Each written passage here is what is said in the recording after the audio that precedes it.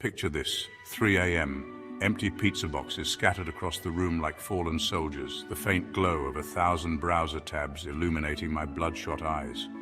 I, my friends, was in the trenches, locked in a desperate battle with a particularly nasty bug. It was the kind of bug that mocks your very existence, that whispers sweet nothings about your incompetence in the dead of night. After hours of caffeine-fueled debugging, I finally found the culprit, a missing semicolon. Yep, a single, solitary semicolon.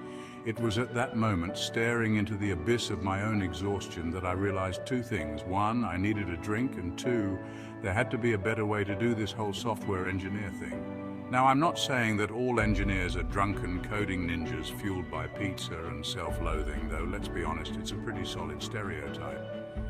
But I am saying that the tech world, for all its perks and promises of innovation, can be a pretty weird, wild, and occasionally soul-crushing place.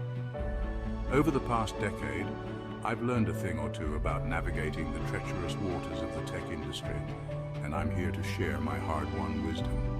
Consider this your unofficial guide to surviving and maybe even thriving in the world of bits, bytes, and endless lines of code. So, grab a beverage, alcoholic or otherwise, settle in and let's dive into the wonderful, wacky world of a drunk engineer's 10-year career lessons.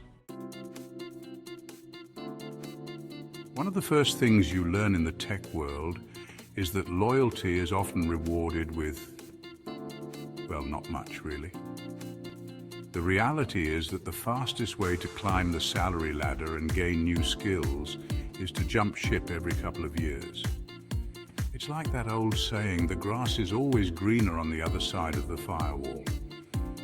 Now, I'm not advocating for becoming a mercenary, flitting from one company to the next with no regard for your colleagues or projects. But I am saying that it's important to be strategic about your career growth. Don't be afraid to explore new opportunities, even if it means leaving a seemingly comfortable position. You might be surprised at what you can achieve and how much you can earn by simply being willing to make a move. It's easy to get caught up in the endless cycle of new technologies and frameworks that seem to emerge every other week. It's a jungle out there, and it's easy to get lost in the vines of the latest JavaScript framework or the newest cloud platform. But here's the thing, the fundamental principles of software engineering remain remarkably consistent. Whether you're building a web app, a mobile game, or a self-driving toaster, the core concepts of problem-solving, algorithm design, and data structures still apply. So yes, by all means, stay up to date with the latest and greatest tools. But don't lose sight of the forest for the trees. Focus on mastering the underlying principles, and you'll be well equipped to adapt to whatever the tech world throws at you next. Management, the brave souls who navigate the treacherous waters of deadlines, budgets, and the ever-shifting sands of stakeholder expectations.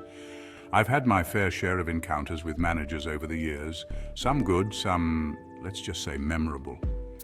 One of the most valuable lessons I've learned is the importance of clear, honest communication with your manager. Now, I'm not suggesting you launch into a profanity-laced tirade about the latest unreasonable deadline, though tempting, I know. But it is important to be upfront about your concerns, your workload, and your capacity to take on new tasks. Work friends choose wisely, they might be your next reference. Let's be real, we spend more time with our coworkers than we do with our families sometimes. So it's only natural to form bonds with the people you share a cubicle wall, or more likely a Zoom call with. But when it comes to workplace friendships, it's important to tread carefully. On the one hand, having a solid support system at work can make all the difference, especially during those inevitable moments of stress and frustration. A good work friend can offer a listening ear, a shoulder to cry on, metaphorically speaking, of course, and maybe even a spare stress ball or two. On the other hand, it's important to remember that your co-workers are, well, your co-workers. Mixing business with pleasure can be tricky, and it's important to maintain a level of professionalism even with your closest work buddies. If there's one piece of advice that I could scream from the rooftops, or, write in slightly larger font, it would be this "write good documentation." Seriously, it's more important than you think. I know, documentation isn't exactly the sexiest part of software engineering. It's the broccoli of the tech world. Everyone knows it's good for you, but nobody wants to eat it. But trust me on this one. Good documentation can be the difference between a project that's launched on time and on budget, and one that descends into a chaotic mess of spaghetti code and missed deadlines. It's also a fantastic way to showcase your work, your thought process, and your ability to communicate technical concepts clearly and concisely. The tech industry is notorious for its long hours, its demanding deadlines, and its always-on mentality. It's easy to get caught up in the hustle, to equate your self-worth with your productivity, to measure your life in lines of code written.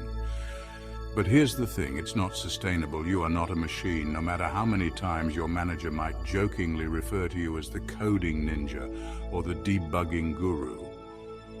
You need time to rest, to recharge, to pursue interests outside of work, to have a life, for crying out loud.